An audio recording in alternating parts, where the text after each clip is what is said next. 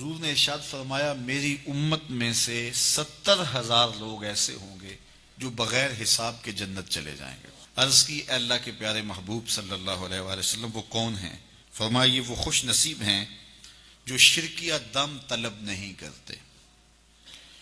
وہ دم جن میں منتر پڑے جاتے ہوں اور اس کا معنی معلوم نہ ہو یا معنی معلوم ہو اور وہ شرکیہ ہو، تو ایسے دم کرنا، ایسے لوگوں سے دم کروانا جو شرکیہ کلمات بولتے ہیں اور ان کے پاس جانا، یہ سخت گناہ ہے اور ایسے دم کرنا شرک ہے اور ایسے چیزوں کی تائید کرنا بھی شرک ہے۔ ہاں، اگر قرآن مجید کے پاکیزہ کلمات کے ذریعے سے کوئی دم کرتا ہے تو اس میں کوئی حرج نہیں ہے۔ جس طرح صحابہ ایک سفر پہ گئے تو کسی کو سانپ نے کاٹ لیا تو انہوں نے سورہ فاتحہ پڑھ کر کے اس کو دم کیا اور اللہ نے اس کی برکت سے اس کو شفا بھی عطا کی۔ تو اگر قرآن مجید کے کلمات سے دم کیا جائے تو اس میں کوئی حرج نہیں۔ دم کبھی کوئی آ جائے تو کر دینا چاہیے، دم درود کی یہ دکان نہیں ڈالنی چاہیے۔ آج کل یہ جو دکانداریاں بن گئی ہوئی ہیں، اور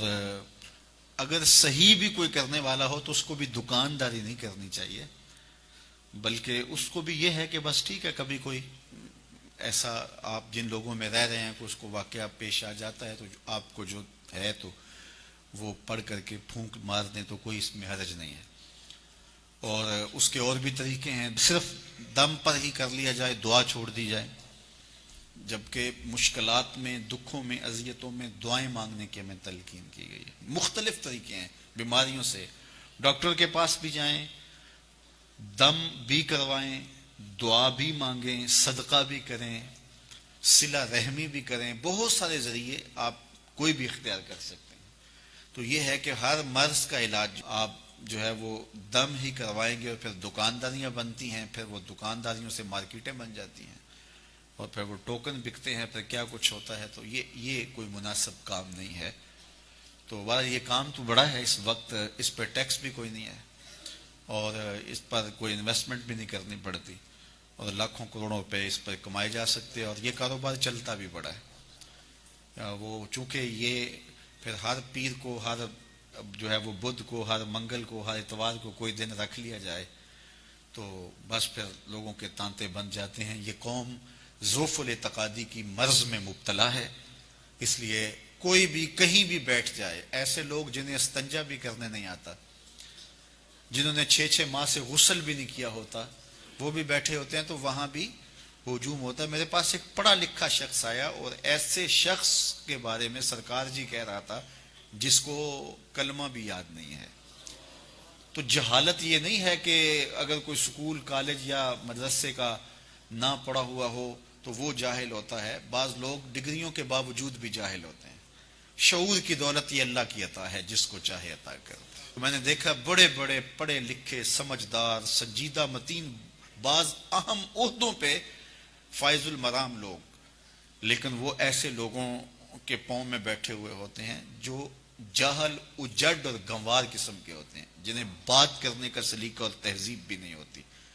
جن کے بدن سے تعفن اور بدبو اٹھ رہی ہوتی ہے، 6 ماہ، سال نہائے نہیں ہوتے، تو وہاں جا کے بیٹھے ہوتے ہیں اور آسمان کے سمجھتے ہیں یہاں سے فیض ملا، یہاں سے گندگی اور غلاظت مل سکتی ہے، فیض نہیں مل سکتا۔ تو یہ جہالت ہے ہمارے معاشرے کے اندر، اور کچھ لوگ ڈرتے بولتے بھی نہیں پتہ نہیں کیا ہو جائے گا۔ جو اللہ کے رسول نے فرما دیا اس کے مقابلے میں کوئی بابا نہیں ہے، کوئی ملنگ نہیں ہے، اور کبھی ہمیں آج تک ہوا ہی کچھ نہیں ہے۔ وہ ایک بندے نے کہا یہ تباہ ہو جائے گا، برباد ہوئے گا، میں الحمدللہ ابھی بھی رسول اللہ کے دین کے گیت گا رہا ہوں۔ تو کچھ نہیں ہوتا، ان لوگوں کے جو ہے وہ مکر و فریب ہوتے ہیں۔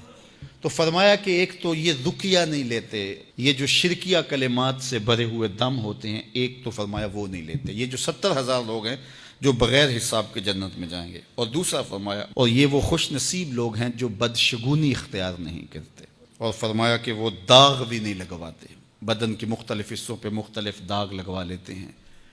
فرمایا ایسا بھی نہیں کرتے، اور وہ اپنے رب پر ہی بھروسہ کرتے ہیں، اپنے رب پر ہی توکل کرتے ہیں۔ 70,000 لوگ ہیں ایسے جو بغیر حساب کے جنت میں جائیں گے۔